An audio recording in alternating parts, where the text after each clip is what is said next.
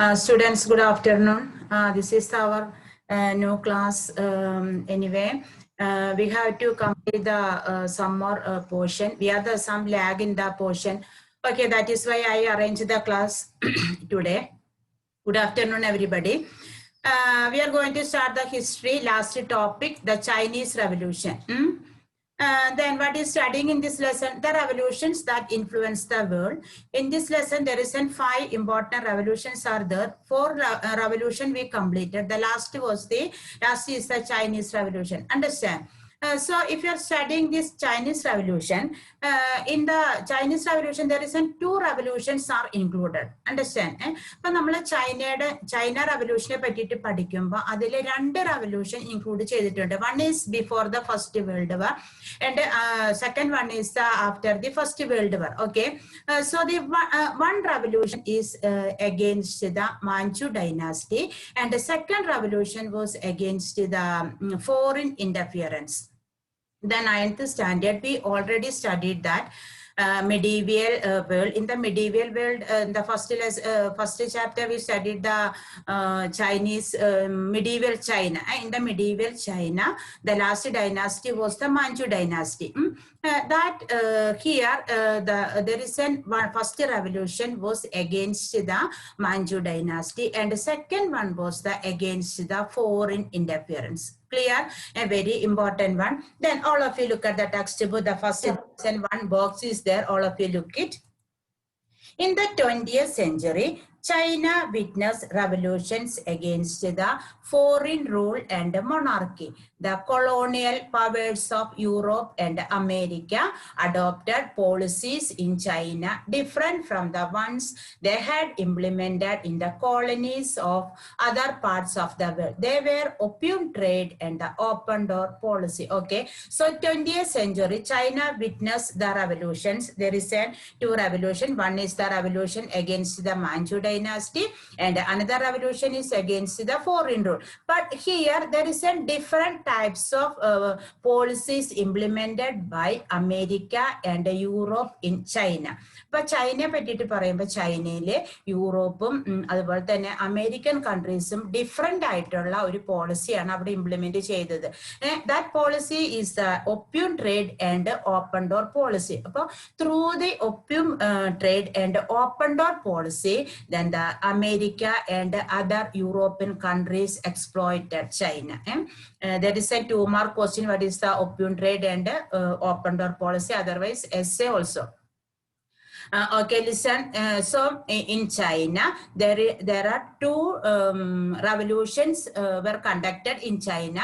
One is in the against the Manchu dynasty. Manchu dynasty was the last dynasty ruled in medieval China, and the second one was against the foreign interference. And here the one difference is that in China, the America and other European countries implemented different types of then the methods, different types of policies for exploiting the natural resources. The one was the opium trade, and the second one was the open door policy. Appo China, America, അതുപോലെ തന്നെ European countries implement ചെയ്തിട്ടുള്ള different policy ആയിരുന്നു എന്ത്. One is the opium trade and the second one is the open door policy.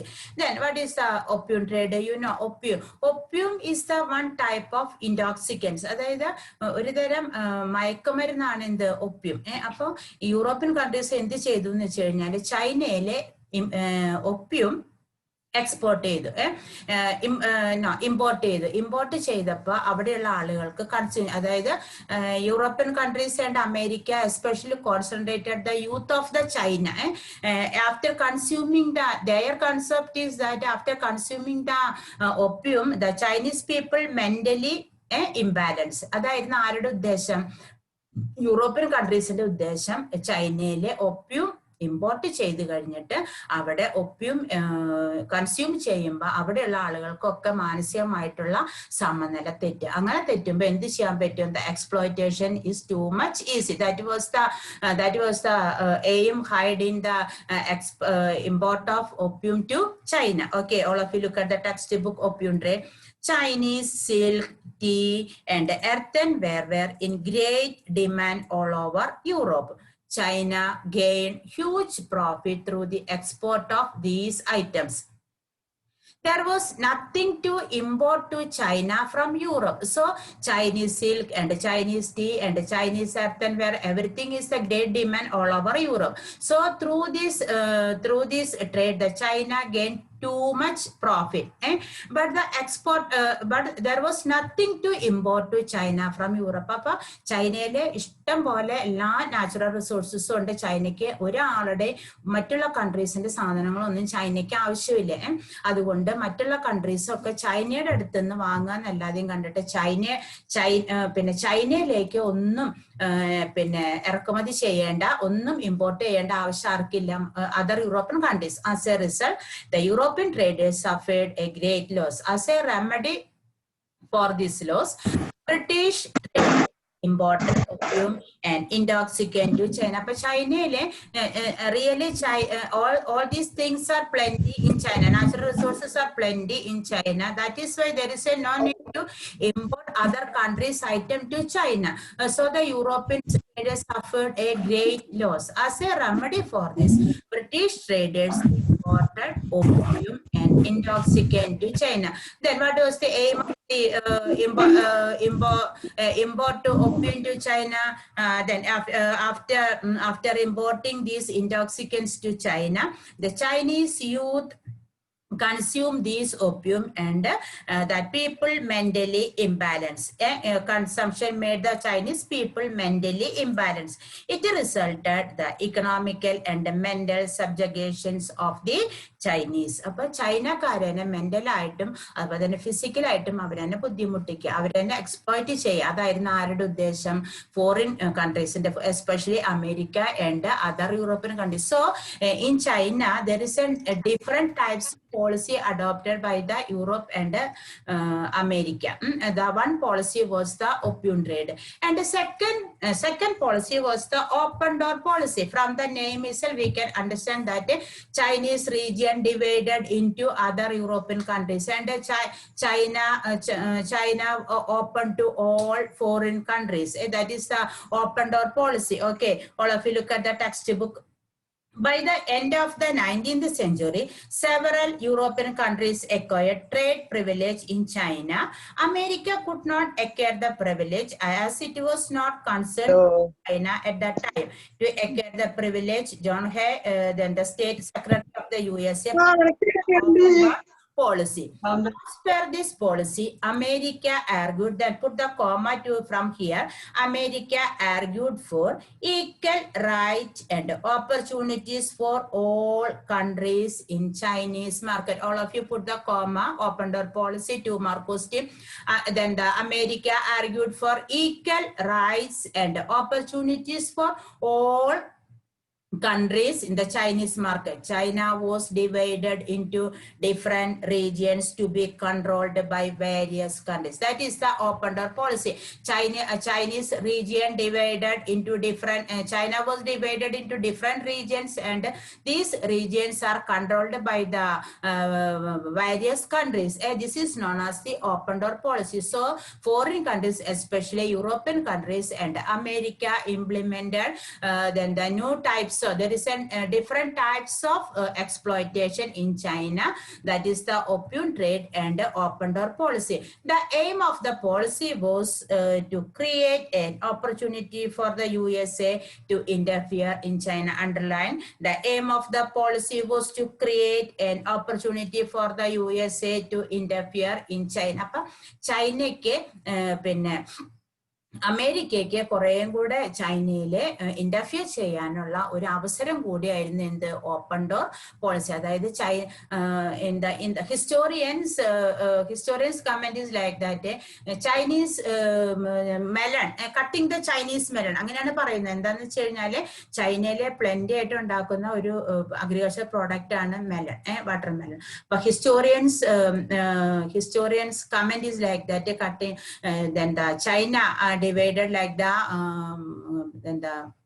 watermelon, like the cutting the melon എന്നാണ് historians എന്തിനെ പറയുന്നത്. ഈ ചൈനയെ ഓരോ റീജിയൺ ആയിട്ട് ഡിവൈഡ് ചെയ്തെടുത്തതിന് ഹിസ്റ്റോറിയൻസ് പറയുന്ന പേര് അങ്ങനെയാണ്. Okay, The China was divided into different regions to be controlled by the various countries. The aim of this policy was to create an opportunity for the USA to interfere in China. And don't you understand the two topic opium trade and open door policy? China exploit China, America and other European countries implemented two different types of policy. One was the opium trade and the second one was the open door policy. Okay. Then I already told you, there was two revolutions were conducted in China. One was against the Manchu dynasty and another was against the foreign domination, foreign interference. Okay. Then medieval period, China was ruled by the Manchu dynasty. Then the one problem of the Manchu dynasty, the one matter is that the Manchu dynasty gave the help to foreign countries for interference and domination. Understand? Appo Manchu dynasty in this way, the Manchu dynasty gave the full freedom to foreign countries for interfering and domination of China. Understand? For against this, there is a secret organization in China revolted against in 1900. The emblem of this organization was the Boxers first. So this is known as the Boxer rebellion. Opium trade എതിരായിട്ട് ചൈനക്കാരെ അതായത് ചൈനയിലെ youth പിന്നെ European കൺട്രീസിനെ against ആക്കാനായിട്ട് അവരെന്ത് ചെയ്തു? അവരെ ഒരു group armed ഫോഴ്സസിന് തന്നെ അവര് ഫോം ചെയ്ത അതാണ് എന്ത് ബോക്സർ റെബല്യൻ. അതായത് ഒപ്യൂം ട്രേഡിനെതിരായിട്ട് ചൈനക്കാരെ ഓർഗനൈസ് ചെയ്ത ആ റെവല്യൂഷനാണ് ഒപ്യൂം റെബല്യൻ എന്ന പേരിലാണ് അറിയപ്പെടുന്നത്. Anyway that was really failure. Then this is known as the Boxer Rebellion. Though this rebellion was a failure, it stimulated the revolution that came up later. Then in 1911, another revolution took place under the leadership of Dr. Sannyasin. Then after the Boxer Rebellion, there is one leader arose in China. His name was the Dr. Sannyasin. He conducted the revolution against the Manchu dynasty. This ended monarchy in China. Appa njan nerthe paranju medieval period ile China arude koode aayirunnu? China bharichirunna aarana? Manchu dynasty. Appa Manchu dynasty Manchu dynasty gave the freedom to foreign countries, then the foreign countries for interference and domination. For against this, the Chinese youth conducted the one revolution. That revolution was known as the Boxer Rebellion. Clear? Then after the Boxer Rebellion, encouraged the people of to start the revolution against the Manchu dynasty. Then under the leadership of Dr. Sannyasin arose for conducting the revolution against the Manchu dynasty, and this ended monarchy in China. After the revolution, Kuomintang party established a republican government in southern China under the leadership of Sannyasin.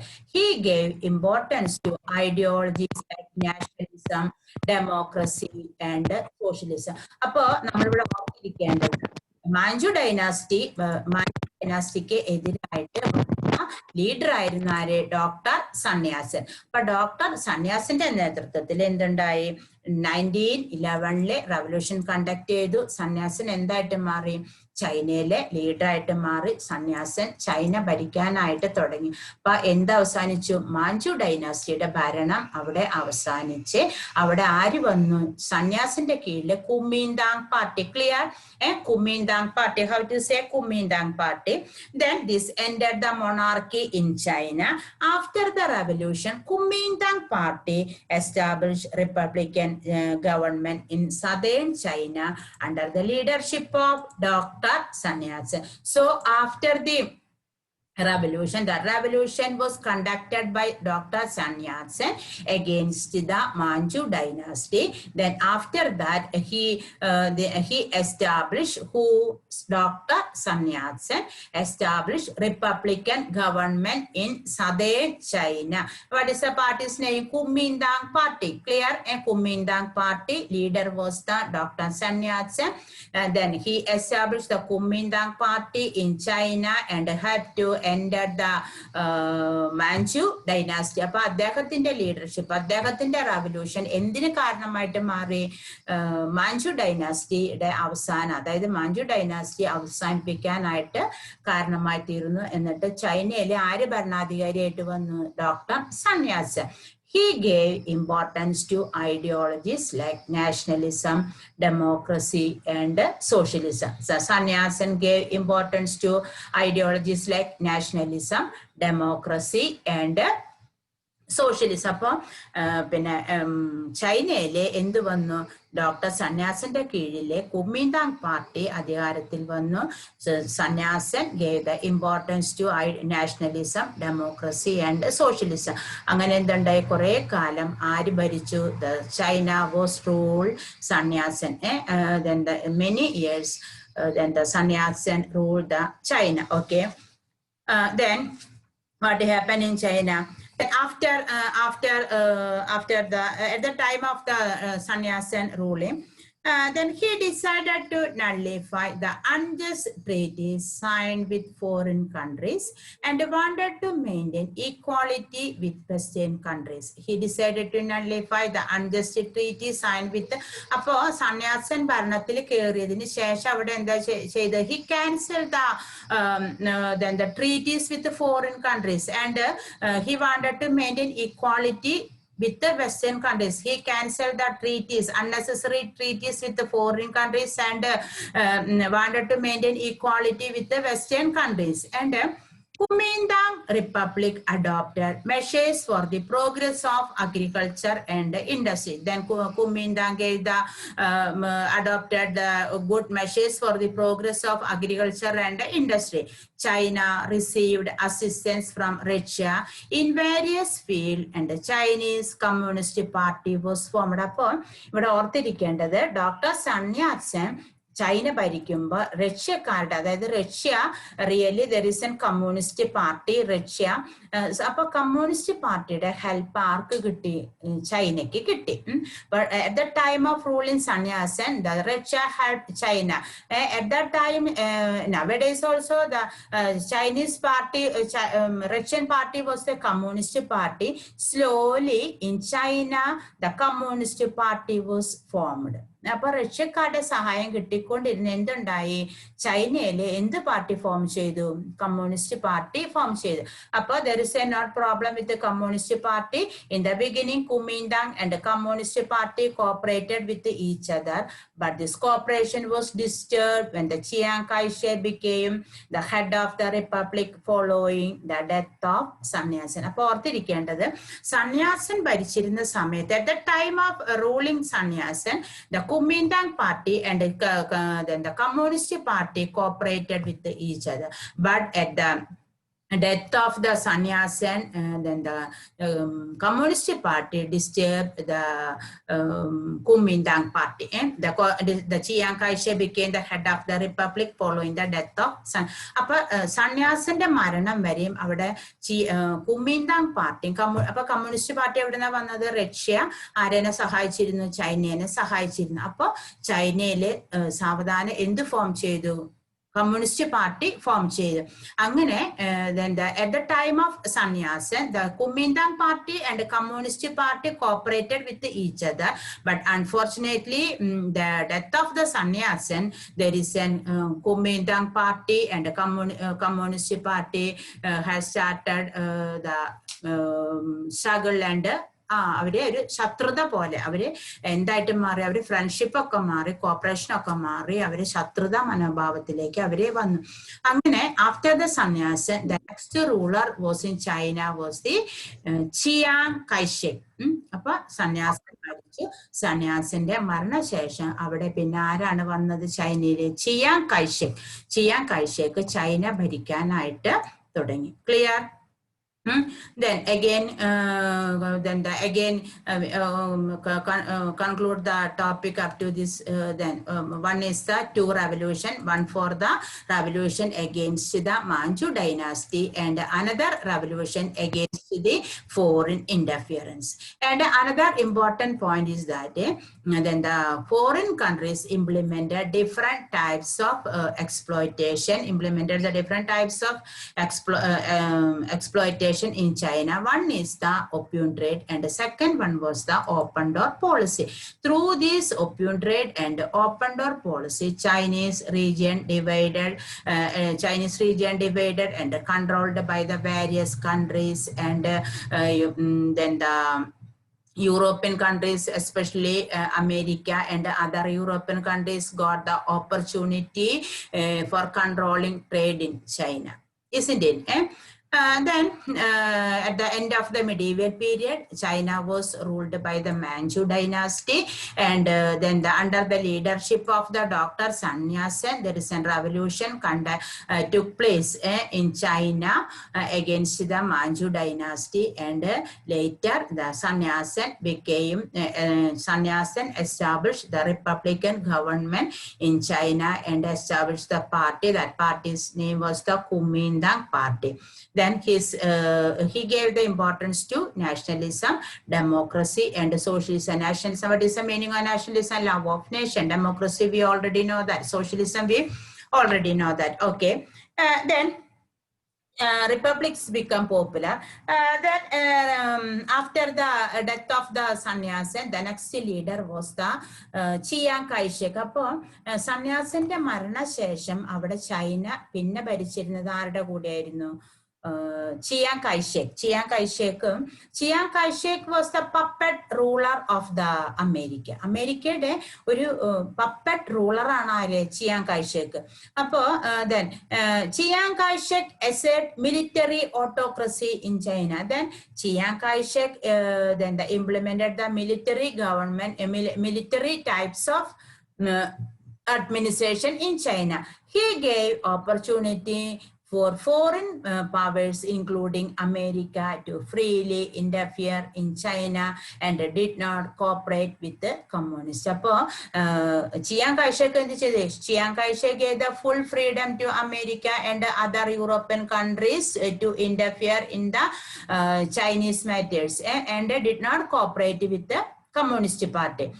Then coal and iron industries, banking and foreign trade were all controlled by the foreign countries. So the Chiang Kai-shek gave the full permission for controlling the Chinese big industries, which were the big industries, coal and iron industry, banking, foreign trade. Everything were controlled by the foreign countries. Then Chiang Kai-shek had given the full freedom to foreign countries for controlling all these big industries. Then the communists protested against the policy of Chiang Kai-shek. They were brutally suppressed.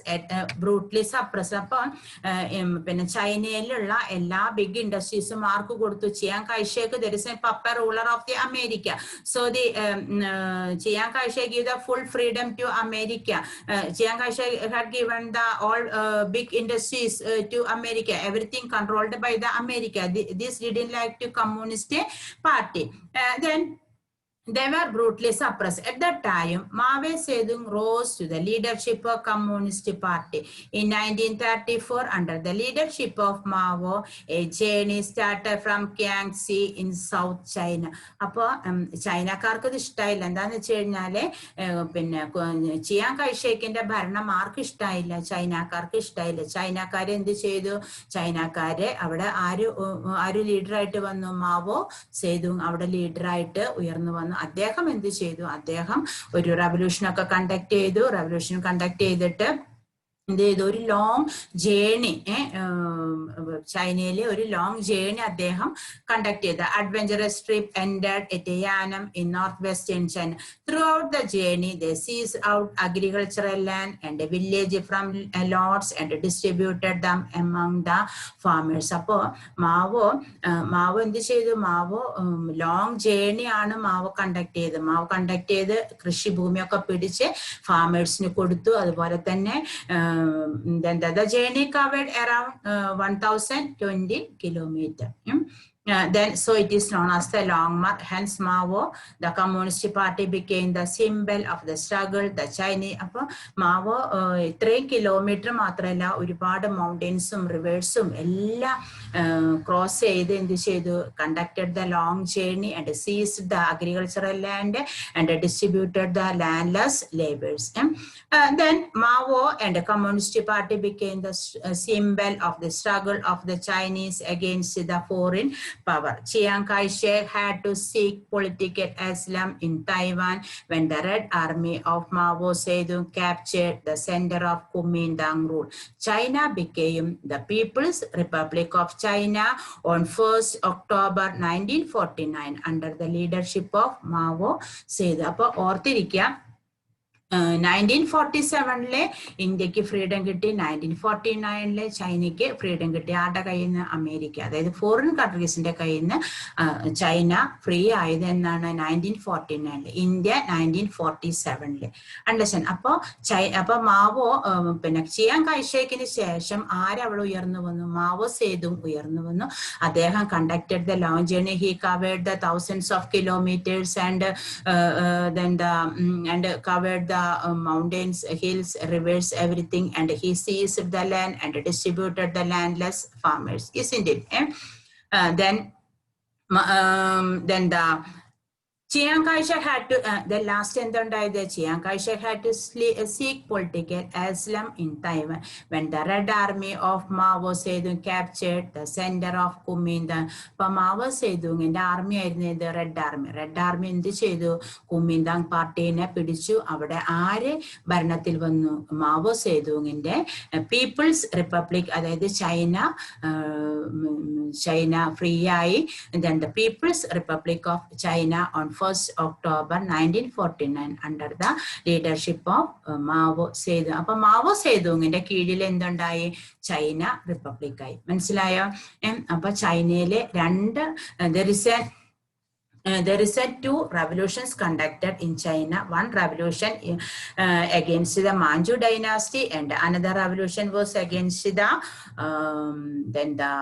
Foreign interference. അപ്പൊ foreign ഇന്റർഫിയറൻസിലെ important ആയിട്ടുള്ള countries ആണ് ആര്? America and other European countries. Clear?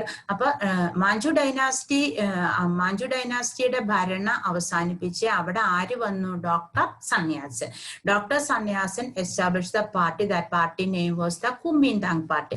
അപ്പൊ സന്യാസന്റെ മരണം വരെയും അവിടെ ഏത് party നല്ല രീതിയിൽ പോയി? കുമിന്താങ് പാർട്ടി നല്ല രീതിയിൽ ഭരണം നടത്തി. And at the time of the സന്യാസൻ the Russia gave the help to China. So the Communist Party slowly formed in China. So at the till the death of the sannyasin, Kuomintang Party and Chinese Communist Party cooperate with each other. But at the death of the sannyasin, there is a small then the struggles were started in China between the Kuomintang Party and Communist Party. Then new leader Chiang Kai-shek, then the America fully supported the new leader Chiang Kai-shek. Really, Chiang Kai-shek supported the capitalism. That is why Mao Zedong take the leadership of this revolution.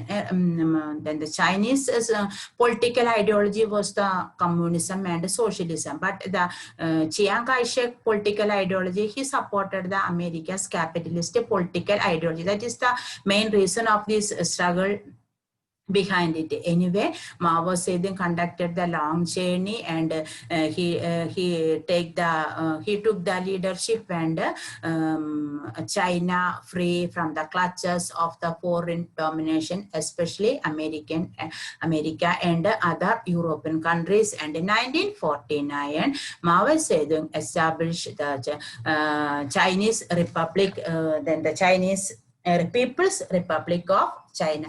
But Maoയുടെ red ആർമിയാണ് പിന്നീട് എന്തായിട്ട് മാറിയത്? ചൈനയിലെ people's republic എന്നുള്ള പേരിൽ അവിടെ ഭരണം സ്ഥാപിച്ചു. മനസ്സിലായി? അപ്പൊ 1949 ചൈന ഫുള്ളായിട്ട് ആരുടെ കയ്യിൽ നിന്ന് പിന്നെ ഫ്രീ ആയി from the foreign domination, European കൺട്രീസിന്റെ അടുത്ത് നിന്ന്. 1949 China became free from the clutches of the foreign domination, especially European countries. 1947 India got the freedom, and 1949 China became free. Clear? So our first lesson is over. We studied in this lesson 5 revolution. Then all these revolutions are very important. Then all these revolutions influence the world history, isn't it? അപ്പോൾ ഈ പാഠം നമ്മൾ പഠിക്കുമ്പോൾ ഇതൊക്കെ നമുക്ക് മനസ്സിലാവുന്നത് എല്ലാ റെവല്യൂഷനും എന്തിന് കാരണമായിട്ട് തീർന്നു?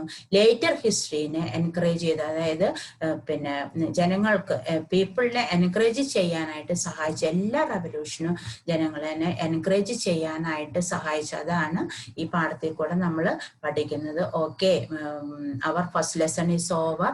Okay, thank U.